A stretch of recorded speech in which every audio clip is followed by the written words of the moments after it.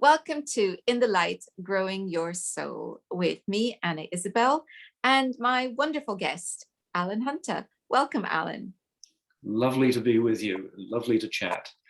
I'm sure that many people will be thinking, I think we've heard that name before. And yes, you have, because I can't resist having Allan back for each of his books because they're all so great. So now this one is called Stories We Need to Know, Reading Your Life Path in Literature. And anyone who's worked with me knows that I have a real passion for story, and I'm always telling stories, whether it's because I'm teaching astrology or I'm speaking to my clients and wanting to make a point or share something to make them think. So story is a very important part of healing as far as I'm concerned. In fact, I've given lectures on the subject. So it's a joy to come across your book. And I guess I'd better let you tell us a little bit about it. Oh, it's a wonderful introduction. Thank you. Yes, stories are key to where we are, who we are, and how we heal. In my book, Stories We Need to Know, I unfold what I call the theory of six archetypes. And these are six developmental stages that human beings are invited to go through. And the interesting thing for me is that these are macro stages as we grow and age and eventually die, but they're also micro stages, so that when we learn something like a new skill, a new language, we start off going through the same stages until we achieve mastery, or don't achieve mastery, of whatever it is we're studying. So the stories we need to know is based on a rather straightforward and slightly alarming premise, and that is that for 3,000 years, Western literature has been producing what's called the Western Canon. And these are stories that everybody seems to agree are worth remembering, otherwise they wouldn't have survived. And if we look somewhat analytically at all of these stories, we'll see that all of them have these six stages of human development that the main character is invited to go through. And they're always there, always in the same order, always doing the same things, educating the individual. So this seemed to me to be quite remarkable. I mean, 3,000 years of the world's finest books in the West, doing the same thing at this very intuitive level. It's not obvious, it's intuitive. It's something that I'm sure our ancestors would have keyed into in a slightly indirect way, but they would have known what was going on. So if that makes sense to you, I'll pause. Yes, it does. I was just thinking, in fact, that it's not, I don't believe that it's exclusive to the West. These themes crop up universally across all cultures, it seems to me.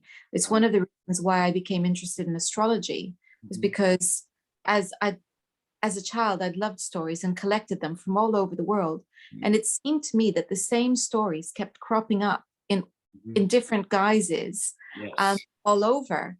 And I didn't know, I'd never heard of Carl Jung. I was only a child. It was later on, I think probably around the age of 16 or 17, that I stumbled across him. And I was so excited that somebody had actually, made the same discovery and elaborated on it and built on it. And so it's that powerful. Yes. So when we're talking about the Western Canon, actually we're not excluding anything else either. Oh, no, it's these themes are there throughout the world. Yes. It's that powerful. So it must say something about our experience as human beings that's very important. And I was just looking at, or as I've been reading through, it's hard to kind of know where I wanted to start, but maybe what I wanted to say is I feel as though each developmental stage is important, and so important that we have to keep grains of each of them as we move on to the next one. Yes. So we don't want to lose the innocence. No, we need to preserve. It's really, it's something to be protected, is that sense of innocence. Because if we lose that, then we become a lost orphan, don't we? Yes, we certainly do. Tell us a little bit more about this. Well, yes, certainly, and I'll just reinforce your point that the book focuses on the Western canon of literature, but I also do know that if we look at folk tales worldwide, the same 6 developmental stages occur again and again and again and again. I'm not an expert in folk tales worldwide, so the book focuses on what can be very clearly demonstrated, though I have written about folk tales in my book on the Grimm brothers. But to return to your other point, we have these 6 stages, and the whole point is that we don't forget the lessons of the earlier stages. So the example you gave was the first stage is the innocent, which I compare to the baby. And whether you're the newbie at the office, the baby, or whether you're an actual baby, or you're just, newly in love, there's a good one. At that point, we are all full of innocent enthusiasm. It's a little undirected, but it's pure. And what we notice, what anybody notices, I think, when we look at children, little children, is they have 2 remarkably powerful abilities. And those abilities are that they know how to love and they know how to trust. They don't hesitate, they love and they trust, even when the person they love and trust is unreliable. And you say to yourself, well, that's not very impressive because they're so small. And I would say, well, yes, it is, because unless you have the ability to love and trust in that wholehearted way, an adult relationship is going to be very, very difficult. In fact, it's going to be impossible. We have to preserve that innocence and purity, and we have to be aware as we go forward that sometimes children trust the wrong people. Sometimes we are disappointed. Sometimes everything is not perfect. And that's when I talk about the orphan, which is when the child looks around and says, well, this family's this family, but I don't really think I fit into it. They don't understand me, And what kid hasn't felt that? What kid hasn't at some point said, I don't belong with these people. This must be an act. I was switched in the hospital at birth. My parents took home the wrong kid. So at a certain point, we feel like orphans. And if we're in a job, when we first arrive, we might be innocent for a bit, but then we look around and say, okay, this is a new job.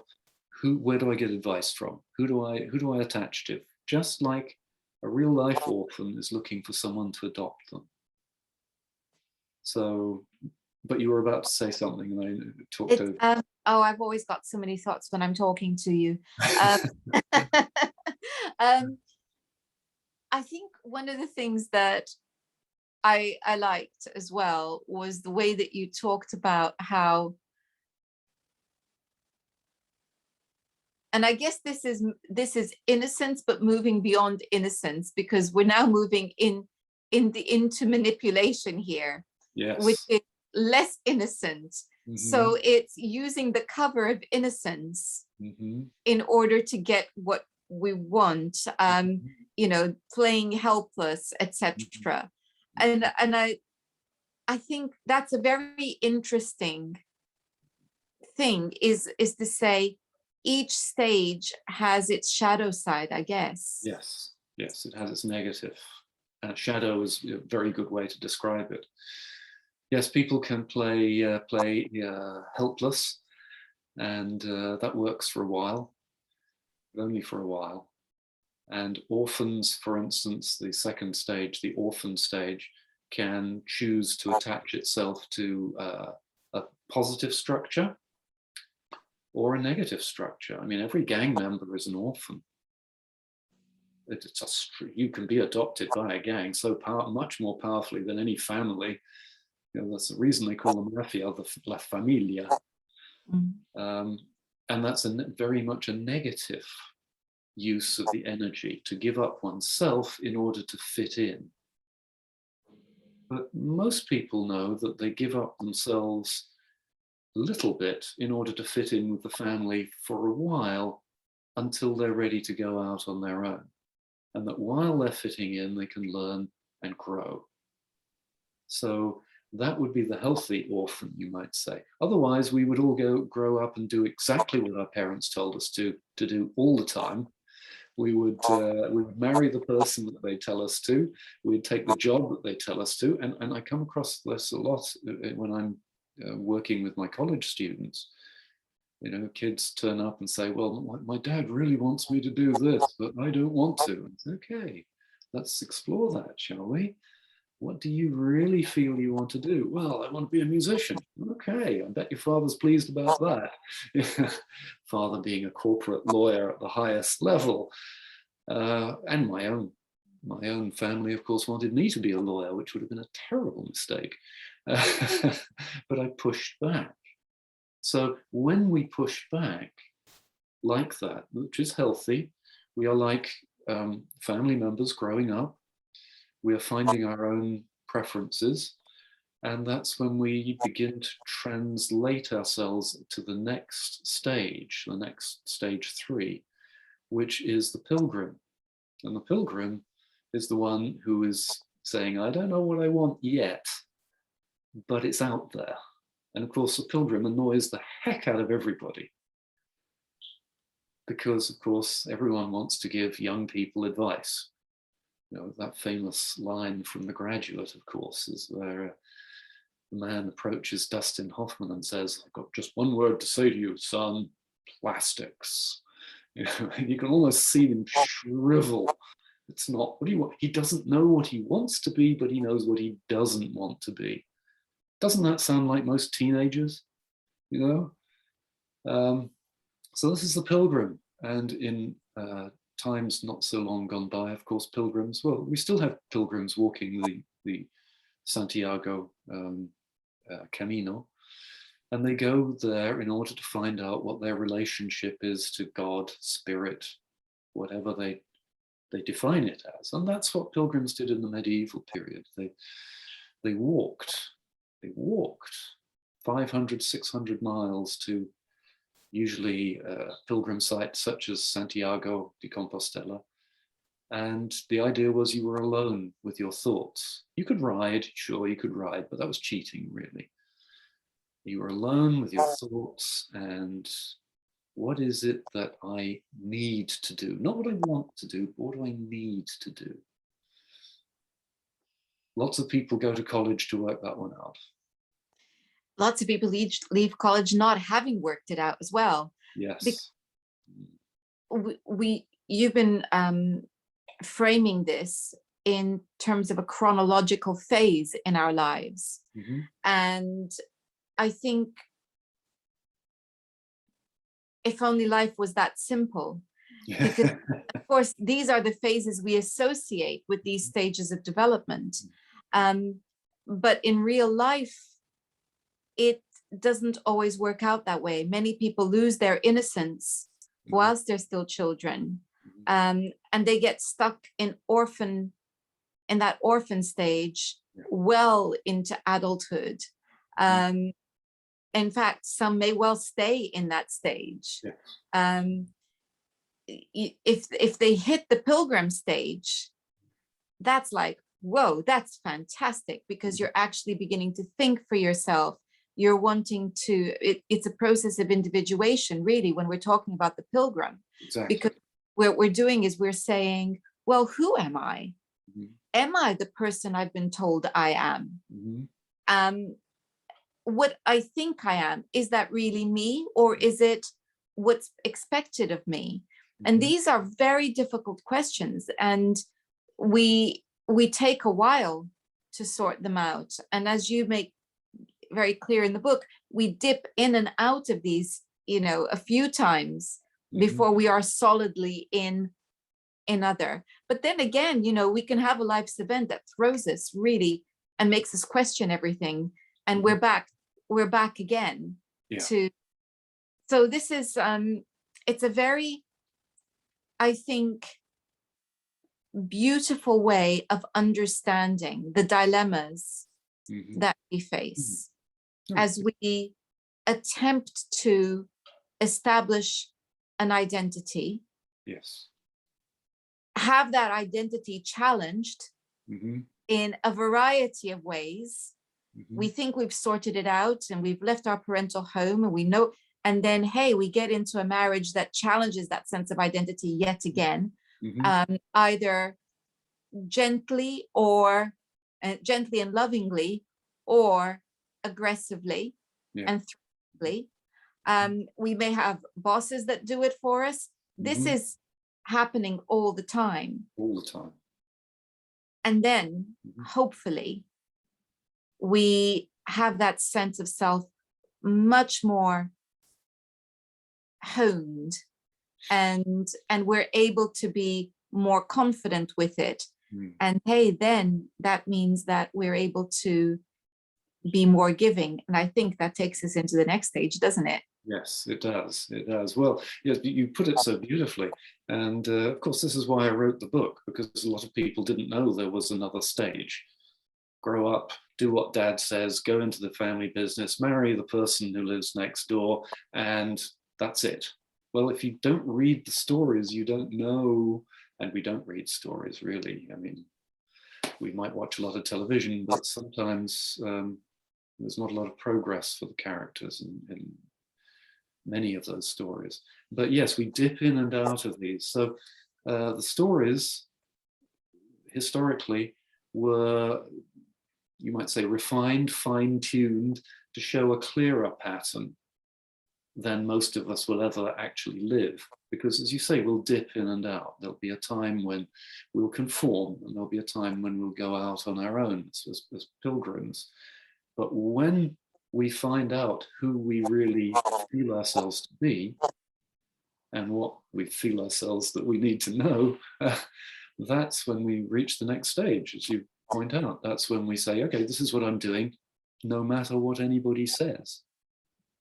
This is the person I want to be with, no matter what anybody says. It takes a lot of courage. And that is what I call the peaceful warrior, the warrior lover, the person who fights for what he or she loves and believes in, fights in a non-violent way, but fights in order to maintain that relationship and learn from it and grow within it. And that takes time, because of course, the moment we enter a relationship like that for a while, although we may be warrior lovers, we get thrown back to, okay, I'm an innocent. I haven't done this kind of relationship before where I'm fully committed. Oh, what does that mean? Oh, what questions do I need to ask? So we go through the stages, as it were, that we have lived with before. We go through them again in miniature. But the warrior lover, my goodness, not many people reach that point where they're prepared to suffer for what they believe in. Now, we see it on the news. We see people who protest against injustice elsewhere. We see them being arrested and carted off, or being sprayed with water cannons or whatever. And we say, we're really annoyed.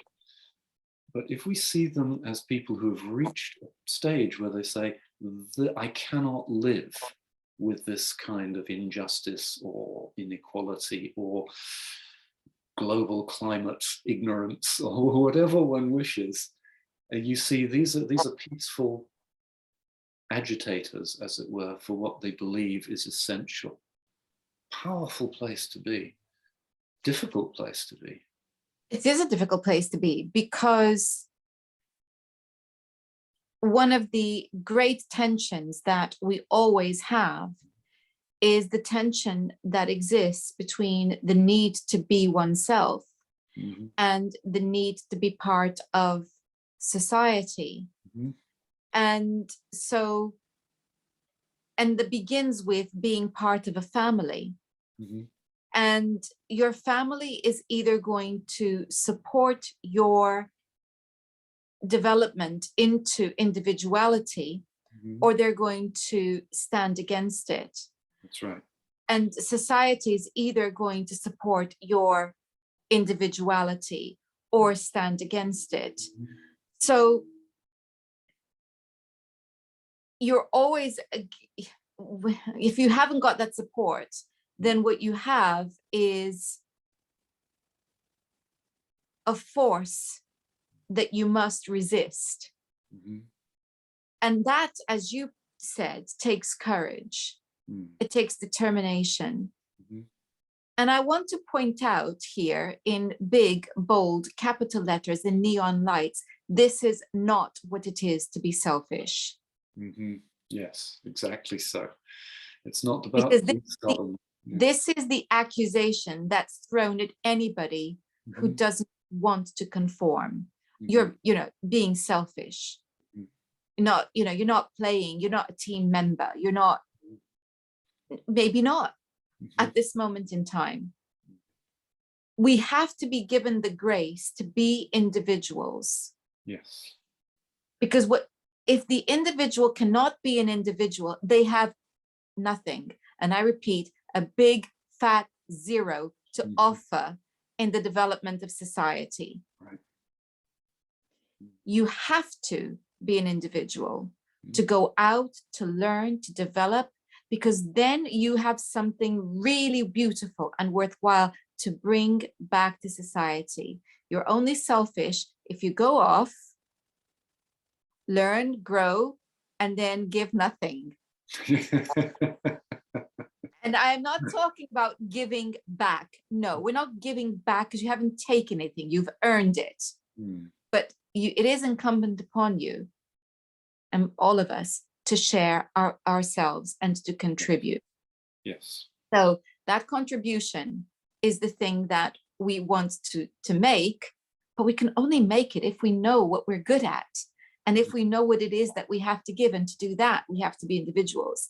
So this is the tension that we all have to face. And that's why these stories are so brilliant.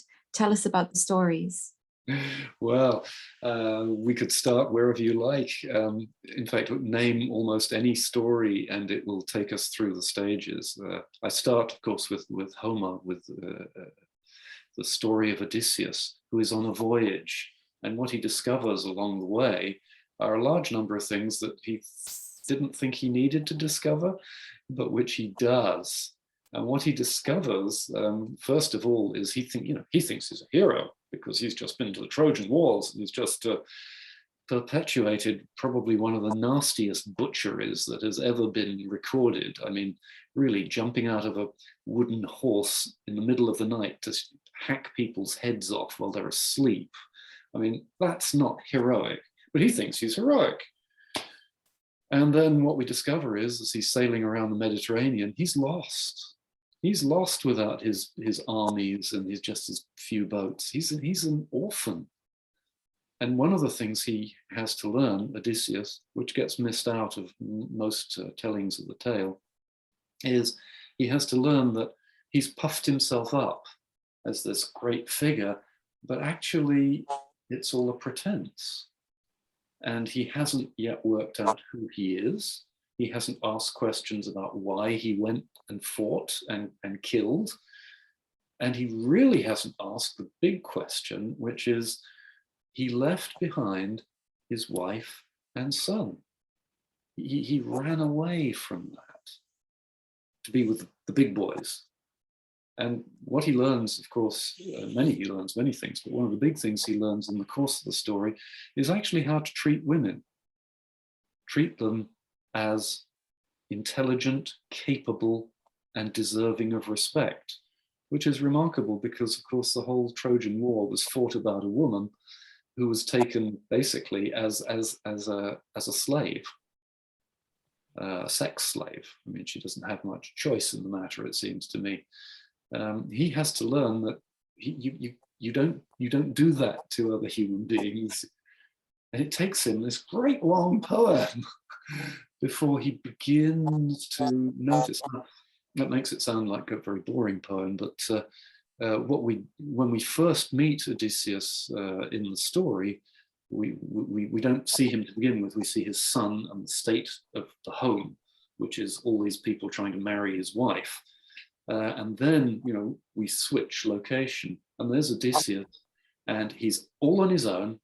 He's actually without any clothes. He's naked. He's on the beach. All his men have been killed. And, you know, he couldn't be more orphan-like than that. He needs somebody to look after him. And what he sees walking along the beach is this lovely princess.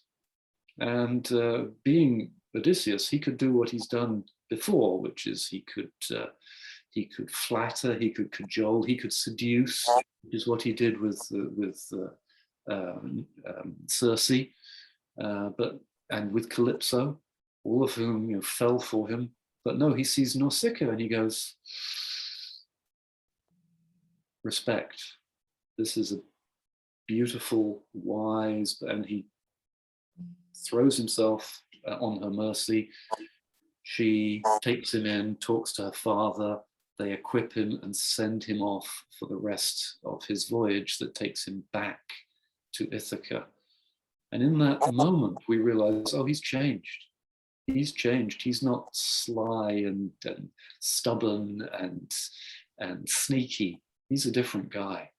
And that's when he is a different guy, because what he's been done is been stripped and brought back to nothing, and reminded that he is human. Yes. What you see is you see humility. Yes. It's the first glimpse of humility. And I think that's what pilgrimages often do for us, is they bring us a sense of humility. So that's a very important thing, because we can never get to be a selfless warrior lover if we don't have humility. Exactly. So I think that's a very important quality, and there is absolutely nothing boring about this poem. It's a long poem, but only in so much as this is the way that stories were once told, and they were told in poem form. I suspect something to do with the oral tradition there, you know, to be more easily memorized.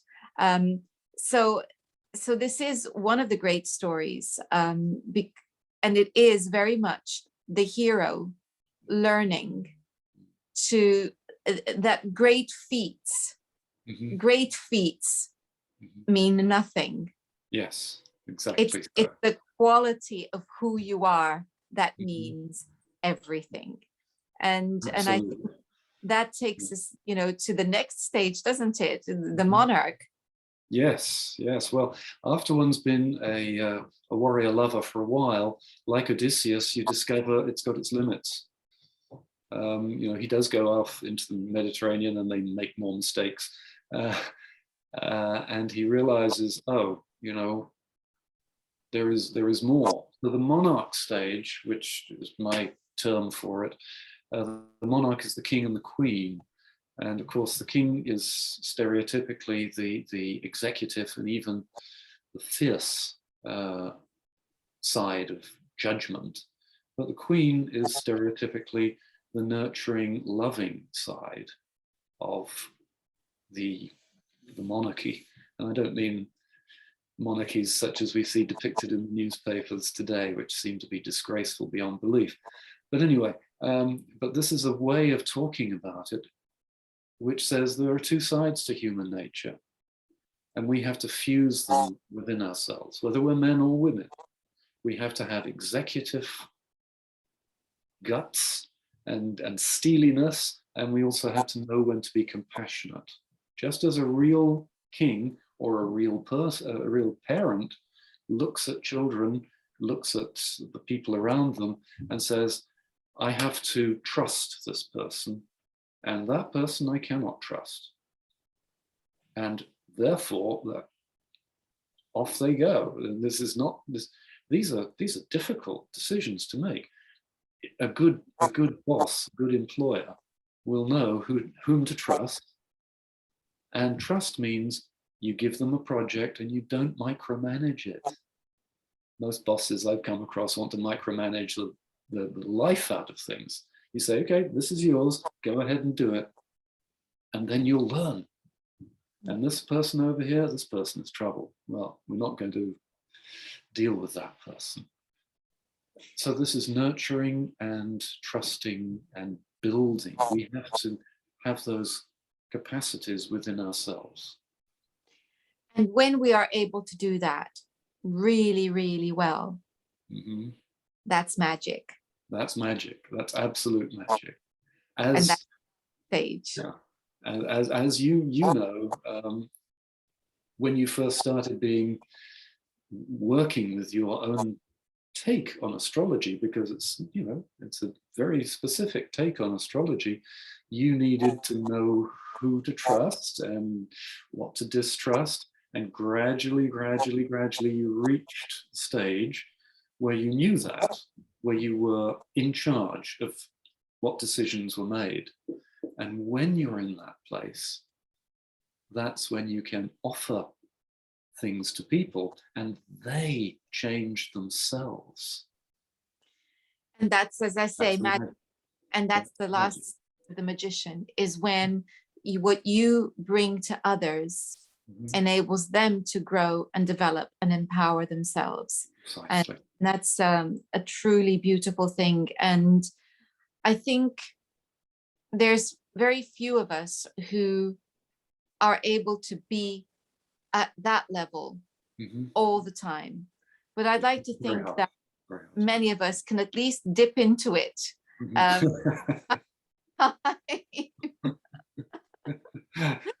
And the aim, the intention to be that is the thing that gets us there. Yes, yes. And it is very much something that we can all do, but not all the time, because we have to tap into a certain energy. And again, we can use the example of a family where mum and dad know when they have to step back and say, son, daughter, I have to trust your judgment on this. You have to decide. I'll support you, but you have to decide. Or perhaps a different version might be when an organization asks for volunteers. And if you have a lot of volunteers stepping forward, don't tell them what to do, particularly don't micromanage them again, but say, okay, the energy is coming from them. Help to direct it if necessary, but the energy is theirs. It's that fine balance. And where parents are concerned, I always say it's akin to becoming a mentor. Yes. So that this is the thing that's so difficult, I think, for parents, understandably, is that you're going from this role of being supreme being to being constantly challenged and then demoted.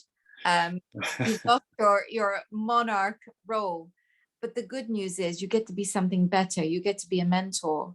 Right. And I think that if you're willing to step into that role, your child, no matter how old they are, whether they're 50 or 60, are always going to need you, because we always need elders.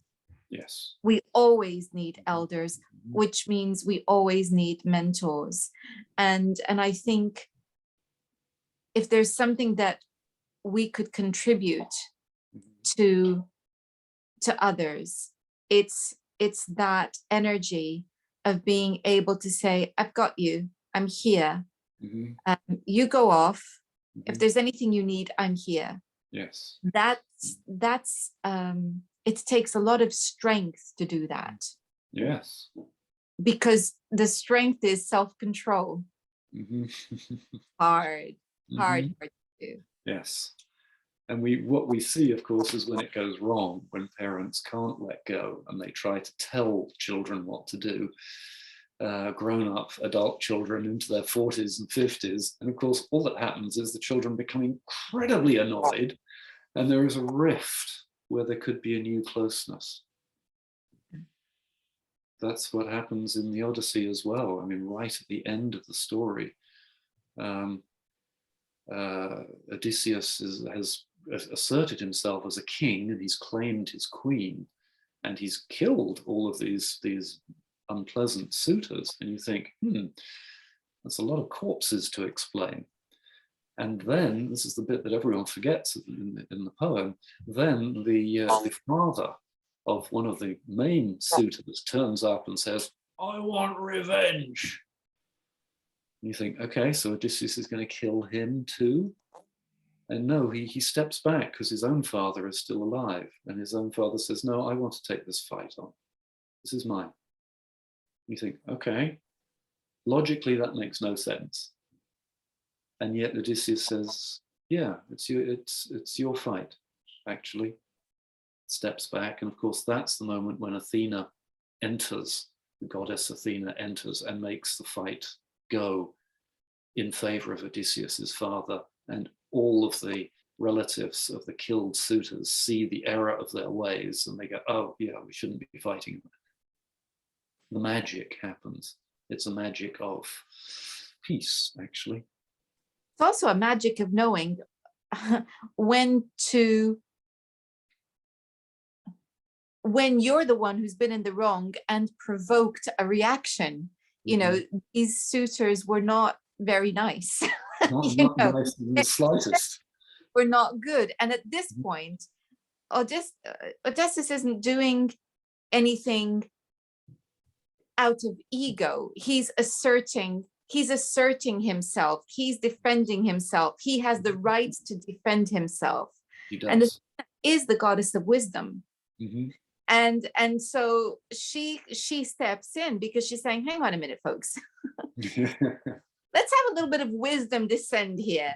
You lot need a little bit of humility. You behaved badly, so don't be surprised that you provoked a reaction. You should have known better, so back off.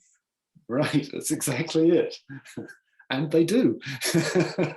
Because they have no choice. She said to them, no, you brought this on yourselves. And I think that's a very important lesson for all of us when we get strong and we provoke a reaction. Now, sometimes we are within, all we're doing is wanting to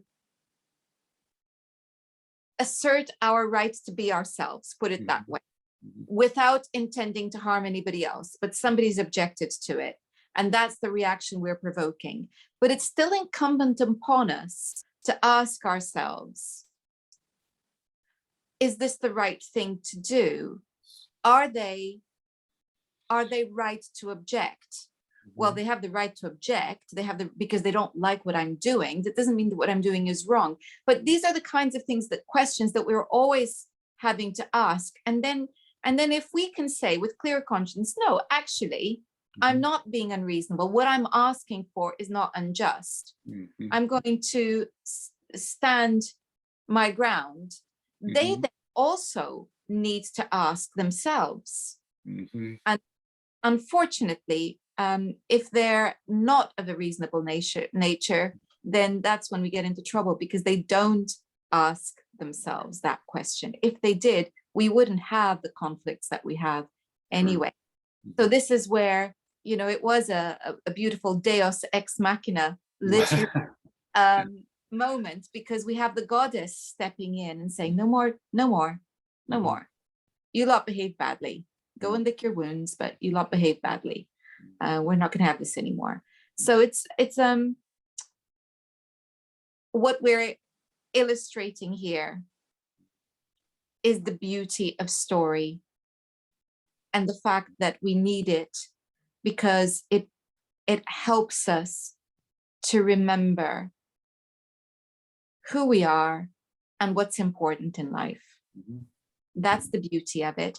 And so that brings us to your book, because that is the beauty of your book. It is all about what stories have, the richness within them, and how they can guide us through our own odysseys. So the book, once again, is Stories We Need to Know, Reading Your Life Path in Literature. And I'll put the link to it on the description box. And if people wanted to learn more about your work, Allan, what do they do? Well, the best place I think to go is my website, which is Allan, Allan, Hunter.net. Or you can look me up as Allan G. Hunter, because there are so many Allan Hunters in the world. You can look me up on Amazon to see my books there. And there's also a YouTube channel, which is Dr. Allan Hunter, Doctors DR, Dr. Allan Hunter, all one word. And there are some of my YouTube videos there. So there are ways one can find me. Fantastic. Well, I think however many Allan Hunters there are, there's only one, which is perfect. So thank you so much for joining me on In the Lights today. Thank you so much for letting me be part of this conversation. It's been lovely. Well, next time we're going to dip into the world of the I Ching, not something that I know very much about, so I can't wait. Until then, goodbye.